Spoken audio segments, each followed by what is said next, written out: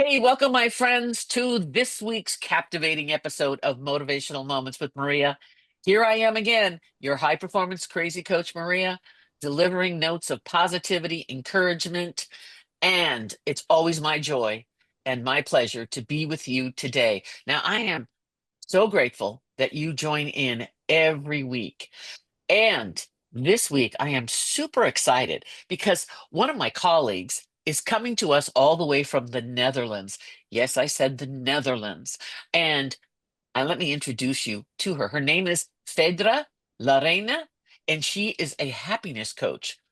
Happiness coach. So listen, you're going to be in for a treat. And welcome, Phaedra, to the show. Introduce us to beautiful happiness coach and what you do. So now I would just want to say something. She wasn't always a happiness coach, but you're going to hear about that in her story. So welcome to the show, Fedra. Thank you. Happy to be here, of course. Oh, I'm sorry. oh, I'm so sorry. Oh yeah, I know you're sick and it's okay. It's Yeah. sick. Now, you were, if I recall, you were a real estate professional for about 16 and a half years. And then something changed within you after you got divorced in Yeah. 2019 and you decided, this isn't what I want to do. So tell us about what happened and what triggered all of that for you. Yeah, so like you said, in 2019, I got divorced. For me, like I didn't see it coming. So after my relationship of 17 years, I was like completely in shock that he wanted to divorce. And I was like thinking like, how did I miss this? How did I not see this coming? So I was like so confused and doubting myself. And I just tried to look back and I was like, okay, but now that this is a fact, now that this is happening, what am I going to do? Who am I? I knew who I was as his wife, but who am I now that I'm divorced? I'm a divorced woman. I never wanted to be a divorced woman. So that's like, that cannot be my new identity. So I had to figure out, like, what is it that I want? Who am I? And what do I want? What makes me happy? And one of the things I also looked at, of course, was my career. And my career in real estate, I kind of figured out that I just kind of rolled into that. It was never like a real choice, like, oh, I love real estate. I want to do that. It was more like, okay, I'm working a job in real estate. I might as well stay and see what else I can do in this real estate world. And that's how I just, worked on my career there. But it wasn't really because of the love of the houses or commercial properties or whatever. And in the Netherlands, I didn't really like well, other people in real estate, especially in commercial real estate. Um, they were like not the most nice people. So I kind of was like, Pretty I competitive. don't want to be part of this. Oh my So gosh, it's a different environment. And as you know, I still hold my real estate license and I did residential real estate for many, many years. And it is a different it can be a different breed of people, especially on the commercial, because they can be pretty competitive. And sometimes you wonder about the integrity of some of the people in the business. true, Honestly. I mean, and that's true. just true. It's just true. Yeah. And some of them are actually just mean. I'm like, Yeah. how can you live with yourself? You're not a nice person. So that's like Okay, you didn't hear that from us. first I wanted to like, I thought I could change them. And then I was like, no, I just don't want to be part of this. I don't even like this. So, let them do them. And I'm just gonna figure out what else it is I wanted to do. So then when I figured out that real estate wasn't what I wanted to do, I needed to figure out, well, what am I going to do, right? Because I Right, needed to do because you still something. have to you're alone now. I'm sure you went through some very emotional times through the divorce, right? Yeah. And discovering yourself. So how did you find your next career? Tell me a little bit about that. Yeah, well, the thing is, like, my divorce was in 2019, and after Hmm. that, like, the world went crazy and we had the lockdowns and everything because of COVID, right? So, Right. I had to spend a lot of time by myself, well, with my sons, but in my house. So I actually, for me, it was kind of, the lockdowns were kind of a blessing because I didn't have to like face the world. I could like, grieve. I could take the time to work through the pain I had from the divorce and Hmm. to figure out like what is it I want to do. And the thing that kept coming back was like I just want to be happy. And I always believed that if I worked really, really, really hard, then someday I would be happy. Ah, And okay. You know somehow how I many also, people it's just I'm sorry, it's just so many people say, if I do when I get the nice car, when yeah, I get the nice home, when I work harder, I will yeah. be happy. And for What me, did you it was discover? Well, for me, it was mostly thinking like if I work really, really, really hard, then I can provide a lot of things for other people. So not even Mm, myself, but for my husband and for my kids. And then they will be happy. And then if they're happy, I'm gonna be happy. That was like the thing I had in my head, right? Um, and then I was like, okay, so I need to figure out what I can do to be happy. mm, And then I discovered like, hey, there's like a whole science. There's like the science of well-being. Like people been mhm. figuring it out for decades. So I started studying that and reading about it and like really following courses and stuff because I just really wanted to know like, hey, the knowledge is there. Please share, right? And then I started applying the things I was learning on my own life. And sure, one of the first things was like, stuff doesn't make you happy. It's not about that. Like even a new house or a new car, it can make you happy, but then like after a few days, maybe a few weeks, like it's your new Yes. standard. It's normal. So it doesn't like Yeah, you can be happy about it, but it doesn't make you happy, right? correct. So then I was like, okay, so I need to work on other stuff. And then, of course, you have like gratefulness and acts of kindness and being forgiving. And I started to apply all those things in my own life. And, sometimes it really worked, and sometimes I would fall back and then try again. Um, but it actually it made me happy. And one of the moments I remember that I thought, yeah, I got this. I'm finally really, really happy, genuinely happy, was my youngest son was going to a depression with Uh-huh. the whole lockdown period. And he had like a panic attack and he was crying. And I was standing there to comfort him. He was holding me and he was crying. And something inside of me was like really happy. And I felt so guilty. I was like, how can I feel happy while my baby is crying in my arms, right? But then I realized like it's not like I mean I'm grateful that I'm there for him and my happiness, my true happiness, it doesn't it's not about how my kids feel or how someone thinks from the outside. So that was like really that moment for me that I thought like, oh wow, this is working. I can just like I can genuinely be happy no matter what's going on. And at the same Mm, time, I can feel sorry for my son and I can be there and I can comfort him. And I really wished like I could help him as well to get that same feeling. But then, of course, with the depression, you need to work through some other stuff first and things like that. But yeah, that was like really a moment for me. I was like, oh, I'm happy. How can I be happy right now? I shouldn't be happy right now, So but I did figure like, hey, that works.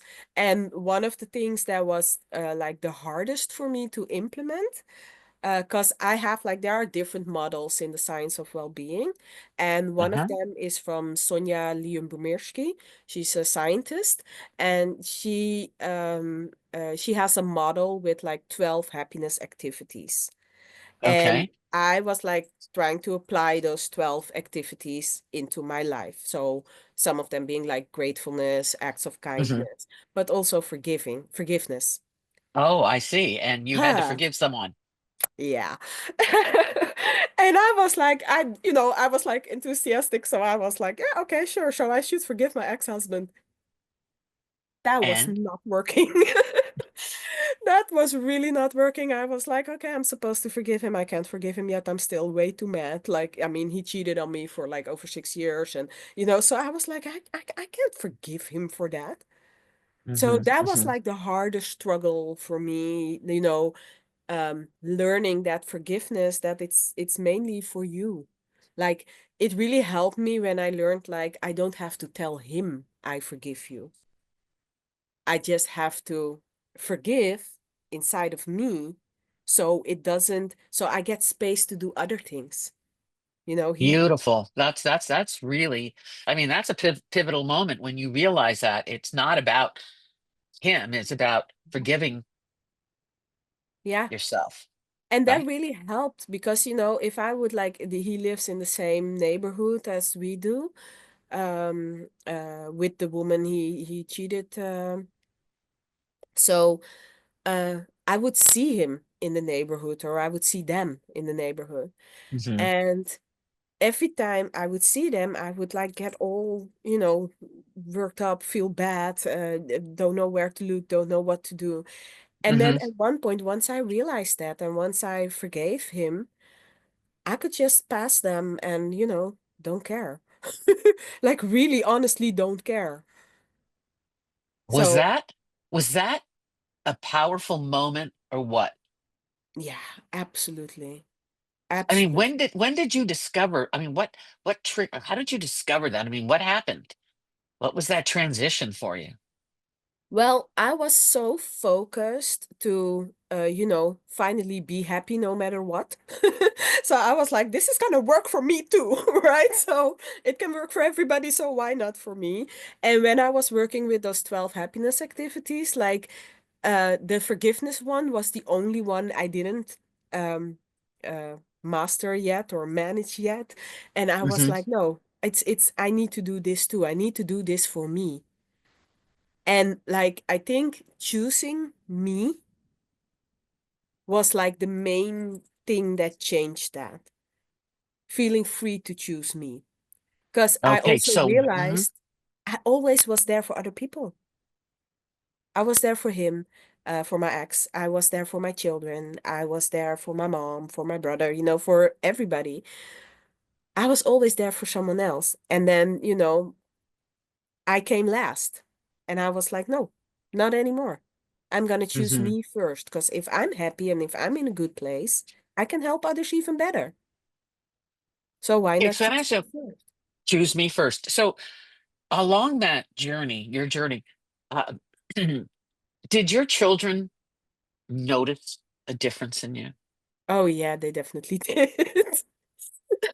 Yeah, they did. And I have to laugh because my youngest son, he actually at one point made a remark like, um, that I wasn't, since I'm on that journey of choosing me and everything, I'm not there for them.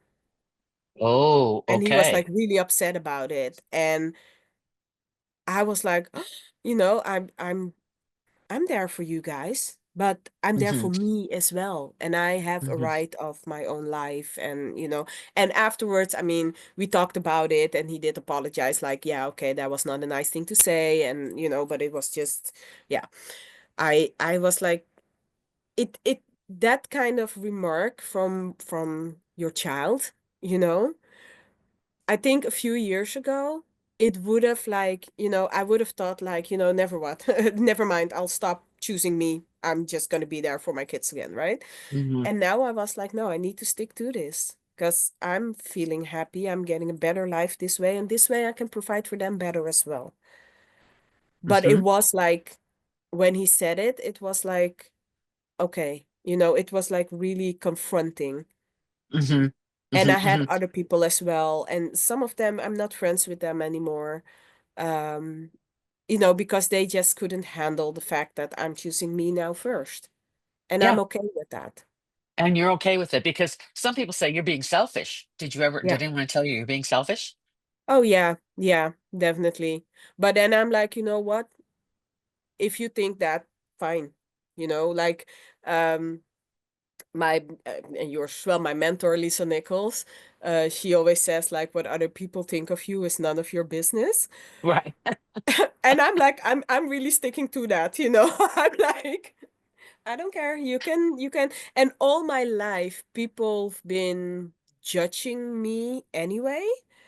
Mm, And not always, they've been saying things about me that weren't even true, or that's not just not the way I am, but they are talking about me like that anyway. So I'm like, yeah, I there was a few years in my life that I was like really trying to live up to their expectations because oh, I I thought it was see. like me, right? Because if everybody is saying it, then it must be true, right? Hmm.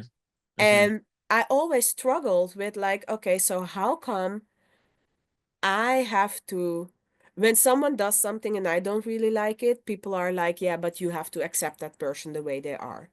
Hmm. But Hmm. then when I do something and people don't like it, I have to change. Ah, That okay. ain't right. That's Why not it's right. always No. me, right? Why am I But always the one who has to like, don't uh, we as women, it's a common thing because I think there's some societal norms and there are also cultural norms. It says we have to sacrifice yeah, us to yeah, give to everyone else. And how many women do you know do that? How yeah, many women do you know do that every single day? yeah, And they said definitely a lot. they and they give up who they are when in reality, as you did, you went on your journey and you discovered, hey, I'm going to pick me first. And when I pick me first, I have so much to give to others, Yeah. correct? Because And then you can it's like actually an give from your overflow. overflow. Yeah. Exactly. Exactly. We both came up with the same. You're overflow. You have so much Yeah. more to give. And it's a Yeah. beautiful thing. So along your journey, like you mentioned a couple things, but what obstacles, challenges did you face going through this realization other than everybody was giving you, second looks and staring at you? What's wrong with you? Did you ever get what's wrong Yeah. with you? You're Oh, not, yeah. you're different. Well, I mostly got the what's wrong with you when I told people I'm quitting real estate and I'm gonna coach. They were like, "What? What are you gonna coach about?" Yeah, I'm gonna be a happiness coach. A what now? A Um, happiness coach. Is there work in that? Can you make money with that? So, and also you're over 40 and you're gonna do a career switch? How dare oh my you? gosh. I mean, Oh it's my like gosh. Yes. I'm like everybody was like, and but you have children to take care of. Yeah, they're adults, They do live in my house, but they are adults. Yes. Yeah, but you have Yes. to take care of them. You're their mother. Yeah, I know. I mean, that didn't change. But Yeah. yeah, so I had a lot of people like not thinking like what's wrong with you, definitely. Um like I said, I lost a few friends because they were like, You're gonna do what? You're gonna coach and on happiness?" No, like, never mind, we don't like that or whatever, or they would judge Uh, me, and I'm like, okay, if you don't wanna be around me, you're free to go, I'm not mhm. holding you against your will or whatever. So, and for me, when I decided like, I'm gonna be me because I like me, and everybody else who likes me, that's extra, but I like me. So I'm just Yes. gonna be me. And if you don't like it, you're free to go, so, I and love that. Isn't that that freeing and powerful? absolutely, I It's can freeing. honestly say I've never been as happy in my life as the last few years. And not That's everything was like going great or whatever, we had like some financial issues, like I said, I had like the depression with my youngest son, and there were like a few things going on, um and I still face obstacles, but it doesn't affect my happiness. Where I always was in the pursuit of happiness, thinking that it was a destination somewhere in the future. Now I know it's the journey, and I'm it's the enjoying journey. the journey. Yes. And I tell people all the time, I said, happiness is a choice. When It I wake is. up in the morning, I choose happiness. I choose. I always tell every time I do any kind of coaching sessions, first thing I say to my clients is on a scale of 1 to 10, how are you feeling today? And some of Yeah. them say, I'm a 2. I go, oh, I'm a 5, I'm a 7. And then over the years from coaching them, I said, how are you doing today? I'm a 10. I choose to be a 10. And that's a Yeah. choice we make in our lives. So I choose to be happy. Absolutely. I choose to be a 10. I choose to be energetic. I choose to be inspiring and loving and caring and fun. And Yeah. that's who I am. And that's what you learn as you go on that journey of self-discovery. So good Yes. for you. So what are some of the lessons that you learned because you quit your job, you started a new career, you became an entrepreneur. What lessons did you learn? And there are many people out there that are in the same position that you are. What advice might you give to them? But share some of that with us. I think the main advice I would give them is keep going, because Mhm, there are gonna be a lot of obstacles and you're gonna fall sometimes, and that's okay as long as you get back up. mhm. So just keep going and don't, like I said, like, what other people think of you if is none of your business. That is true. Just set your own goals, know what you want to do, choose to be happy, and just go for it. Just do it. You'll find people around you that will support your new lifestyle, right? You'll find Mhm. other people. You'll be surrounded by people with the same mindset. If you don't have those people around you, look for them. That's Look for right. them You and surround yourself with that. And it was actually because, they also teach you like, be surrounded by the right people and get negativity out of the door and blah blah blah. But like, my son has a depression. My mom got really sick and is complaining about a lot of stuff. Complaining, complaining, complaining. So like, yeah. I have like people who are really, really close to me who I love very, very much, being very, very negative. Okay, yeah. Not necessarily because they want to, it's just the way they are right now, a place where they are right now. So I was struggling with that because I was like, yeah, I'm not cutting off my mom or my son or, I mean, No, no, I no, you want them in can't. my life. But Right. I did choose to, I will listen to them and I will be there for them. But after the conversation, I also will let it go and not let it affect my well-being, my happiness. And that's a journey, I can tell you. That is very powerful. That's very That didn't powerful, really isn't it? work in the beginning. Now it does, but Yes. that was a thing. But I did manage to uh get better at that. And I Yeah, do it because with once everyone. no, no, I said once and it's easy to kind of get sucked up into other people's drama, and you have to stop and reset every opportunity you can. Because Yeah.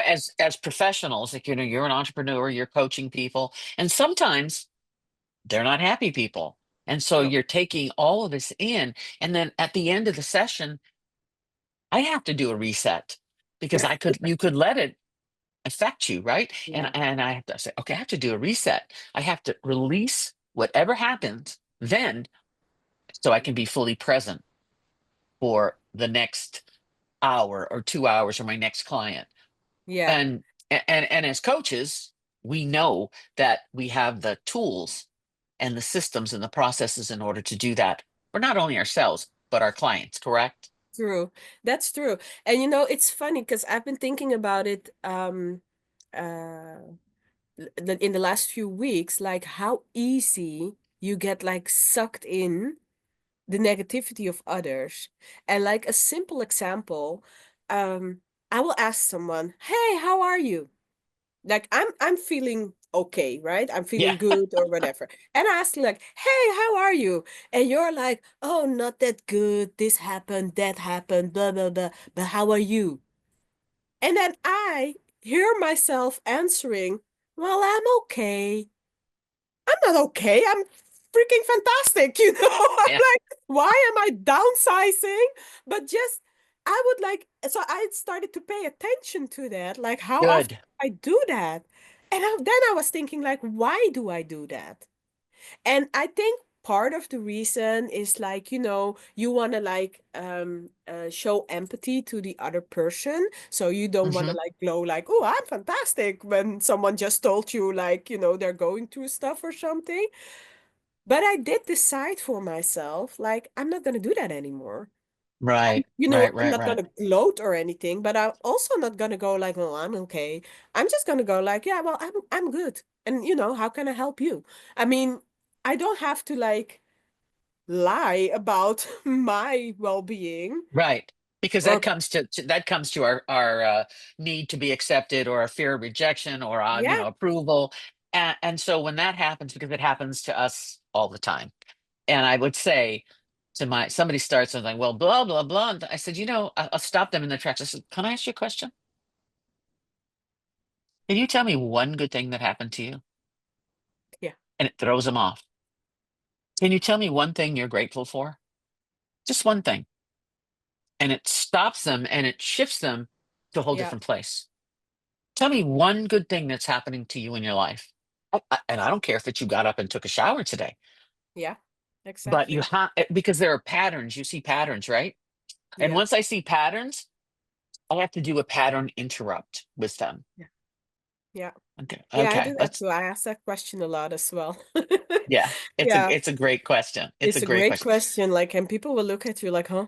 It's like, I'm like, yeah, what are you grateful for? Yeah. Simple things. It's the simple things. Yeah, And, listen to yourself, listen to what your internal soul is telling you. yeah, That, yeah, oh, okay. Well, so you're in this beautiful business, this coaching business in the Netherlands, but I know you take international clients as well, because in sure. our world today, I mean, we can do business anywhere and everywhere. So what's next for you? Well, I do my coaching in English and in Dutch. So yeah, I do take Okay. international clients as well. Online, in the Netherlands, I also coach one-on-one, so like in person. Um, and I also have like I also next to the happiness coaching, I also do speaking technique trainings. Hmm. Um, and actually, we're launching a monthly event where we're going to give speakers, beginning speakers, the stage for 5 minutes. Oh, So beautiful. yeah, I just wanted like to create a safe but fun environment. So it's gonna Hmm. be like at a bar, a private bar. And there will be a stage there, like an open mic kind of thing, but they do have to register up front. And then they just get 5 minutes to speak in public because I believe that if people share their stories and inspire others, the world will just be a little bit happier as well. Yes, I'm with you. I'm absolutely. That's great. That's exciting. That's going to be Yeah. fun, fun, fun, fun, fun. You give me a great idea, by the way. That's really great. Yeah, I'm really looking forward to it. The first one is going to be on February 6th. And we're just gonna see how that goes. People can register now, and it's just yeah, it's amazing. I get a lot of enthusiastic reactions already from people like, "Oh, that's gonna be great," and I'm like, "Yeah, come." Come on down. But then, speaking is the number one thing people are afraid to do, right? So this True. takes them out of their comfort zone. This pushes them a Yes. little bit. Yeah. Yes. It's like Toastmasters too. I think everyone that has a fear of speaking, Yeah. join a Toastmasters club. I don't know if they have True. Toastmasters in. Yeah, we do Yeah. have it here as well. And the thing is, I wanted like to create something where they're like, I mean, people can join Toastmasters, and the Toastmasters are also very welcome to my event. Yes. Um, but it's like, then it's, well, at least here, it's like, I think a weekly or 2 weekly thing that you have to attend and you have to do. And I just wanted to um, create a space. It's going to be an event that comes back once a month where also like beginning someone who wants to start a speaking career, it's in the Netherlands, it's very hard to find a stage. Nobody will Okay. invite you because they will invite like famous people or Got it. yeah. So that's really hard. And I was like, no, I just want to have a stage for them to try as well, and Beautiful. then just do your thing. And it can be like someone who's going to do it for the first time, or someone who wants to get over their fear of speaking. Um, but it can also be a speaker who speaks quite often and just wants to try a new story, see how it lands, you That's know? wonderful. So like that. So for everybody, there's a place so they can have their 5 minutes of fame on stage. That's beautiful. What a gift that you're providing to people. That's wonderful. Now, I always like to end our call today, and I can't tell you how grateful I am that you joined us today, all the way from the Netherlands. It's beautiful. But I always like to say, if a genie came down and granted you three wishes, what would those be? Yeah, it's kind of cliche, I think, but it would be peace, kindness, Mhm. and happiness for everybody. Because I think that if we're at peace with ourselves, if we're happy, and if we're gonna be kind to others, the world would just be so much more fun. Wouldn't it be? I think it would. Yeah.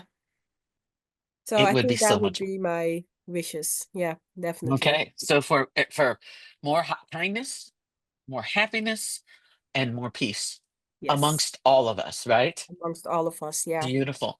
So if a listener wants to reach you, how do they reach you? Um, well, I do have a website, Okay. um, larenecoaching.nl. Okay. So let me spell that out. LAREINE coaching.nl, right? Yes. .nl for the Netherlands. So Yes. if you want to reach Phaedra, please Yeah. reach out to her and she'll be You can back on the also find show. me on the socials, on Okay. Instagram, Facebook, TikTok. TikTok. I So don't do the ticky talky. I I have an don't do, account. yeah, I have an account, but That's I about don't it. really use it. Yeah. I know. I mean, it's just so awesome that you could be with us today. And I know the time difference is kind of tough, but if there was just one message you could leave with everyone, what would that be? Choose you. Choose you. I love that. Yeah. Choose you. Choose you. Choose yourself. Great. Yeah. Listen, my friends, I know that you probably know someone that needs to hear Phaedra's story. There's so many women out there, been divorced, had to restart, took a different path in life. So share it with them. Share her story with those that you need, that you know need to hear some positivity and some opportunities for themselves in their lives. I always am extremely grateful that you join in. And as always, stay focused, stay positive, always have fun. And no matter what you choose to be, do, or have, do it with passion and be happy. Thanks for listening in today, and I'll see you next week.